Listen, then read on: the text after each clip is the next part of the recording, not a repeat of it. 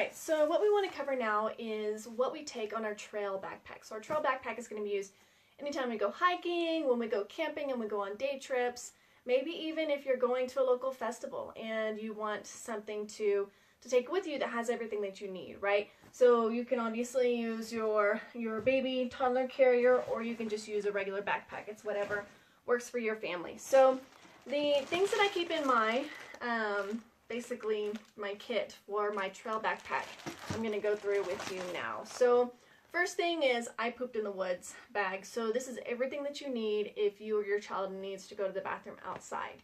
And we have covered that in a different lesson.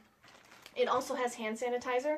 So if your kids run into anything, maybe they pick up something really dirty or poopy outside, that you can still clean their hands. So it has that in there for you, so you don't have to double pack that. The next thing that you want to bring is trash bags. So I have a couple of disposable trash bags in here, but I also have a reusable bag. And this is basically to kind of show everyday stewardship to your child, right? So you go out hiking, you pull out this bag first thing, and as you guys hike, you walk and you pick up trash. And it's this idea of leave no trace, right? That you want to leave a place better than how you found it. And one of the ways that you can do that, and probably the easiest way that you can do that, is to pick up trash as you go. And then when you get home, throw all that trash away, throw this in the wash, and then repack it during your PM routine. Okay, so we have that. Another thing that is pretty obvious, right, is a first aid kit. So you can buy these pre-made at the store, like what I have, and they actually have instructions for first aid in them. You can buy them specifically for hiking, and they'll have things like moleskin for blisters. You can buy them in your car section, and they have mostly like Band-Aids and antiseptic stuff and all that. So you can buy whatever kind of fits what you think your family needs. Or if you know a little bit about first aid and you're familiar with that, then create your own. Alright, another thing that's very important is going to be sunscreen and insect repellent, because when you're outside, you never know what kinds of things you're going to run into, as far as you could be hiking on a south-facing slope the whole time and didn't know that you were going to be there. You're going to need some extra sun protection.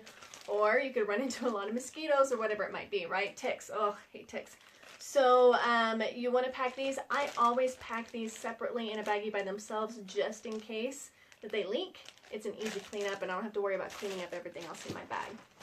And then another thing that I have that, in my opinion, is absolutely essential is a bandana. So a bandana can be used for all kinds of things. You can use it as a hat to cover your child's head. You can actually use it to wipe if your kids need to go to the bathroom, and then you can bring it home and wash it. Obviously, you'll want to put it in a protective baggie of some sort. And also, it can be used to cool your child. So if you see that your child is getting really red, maybe they're suffering kind of the first stages of heat exhaustion, you can soak this in water. And then what you do is you're going to cool it using convective cooling. So you're going to spin it really fast in a circle like this. I'm talking really fast, right? And basically it makes it much, much cooler than what it already was with the water on it. So then you can use this to drape it around your kid's neck. You can use it to put on top of their head. However you need to cool them quickly, bandanas are really, really great for that. That's pretty much mostly what I use my bandana for. And then finally, we have our overnight kit and our overnight accidental bag. So this is something that most likely you will probably never use. But if you do need it, it's going to be absolutely essential. So let me show you what should be in there. So one of the things that you'll want is this reflective blanket. And this can be used if your kids and yourself, maybe you get lost, you have to stay outside overnight, and it's cold outside. So you can wrap your kids in this, and basically what it does is it reflects their own body heat back to themselves, and it'll keep them warmer. If you're in a lot of rain, you could potentially use this as a tarp, right, to keep the rain off of you. So that is very light and very good for having with you as a just in case. So another thing that we have is a compass. Personally, I like the ones that are clear because you can lay them on your topographic map.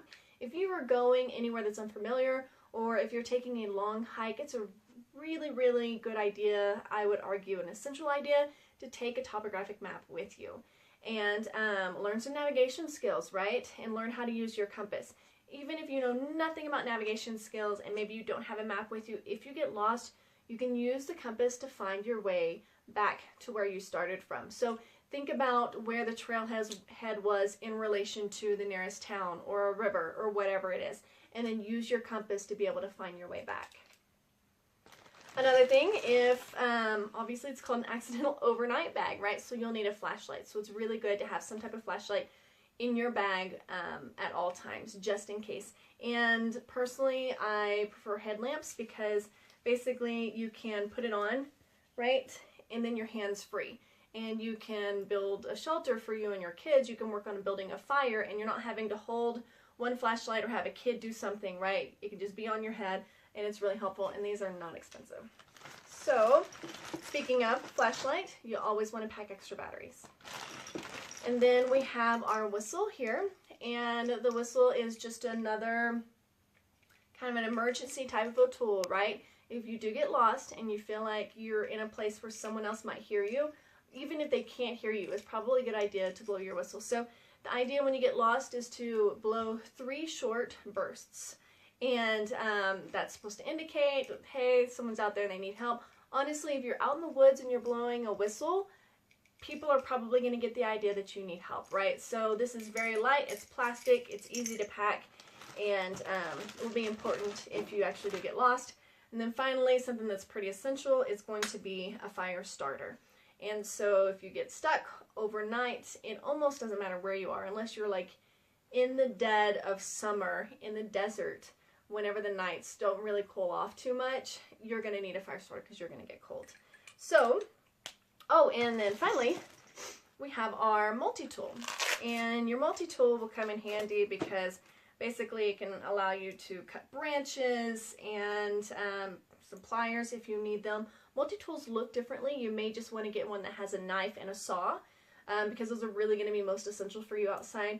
This one has the full-on pliers and everything else, and it's good, but it's very heavy. So for my trail backpack, all of this together weighs about 2 pounds. And the reason it weighs that much is because of this multi-tool and because it has so much stuff going on. You can decrease that weight significantly, probably to maybe about 1.5 pounds by getting a simpler multi-tool that might just be a saw and a knife. So that is up to you. Really, everything besides the accidental overnight bag weighs about 1 pound. And then my accidental overnight bag weighs about 1 pound as well. And like I said, the let me weigh it for you here real quick. This multi-tool weighs 8 ounces, so about 1/2 pound. So if I were to pick a different multi-tool, then that would decrease my weight significantly. But all these things are very essential and important if you want to really spend a lot of time on the trail and really try to get out into the backcountry, because this is going to help you stay safe and keep your family safe just in case something happens. So if you have any questions, be sure to post them on the Facebook group. And I would love to see your trail backpacks. What do you guys pack? What are the things that you bring every day? Also, obviously, we want to mention that you're going to need to bring water and snacks whenever you hike, right? These are the things that you just want to keep in there all the time. And then the night before you go on your hike, during your PM routine, you're going to be packing your bag, right? All this will already be in there and already be packed, so all you'll need to pack is your water and your snacks for the day. So essentially that will be everything that you'll be carrying with you, unless you want to bring extra things like maybe a nature journal or a bug container or whatever it might be. So like I said, add your packing list to the comments. Let's see what you guys bring and what types of ideas do you have, because we'd love to hear them and get some new perspectives on what to bring. Okay, thank you.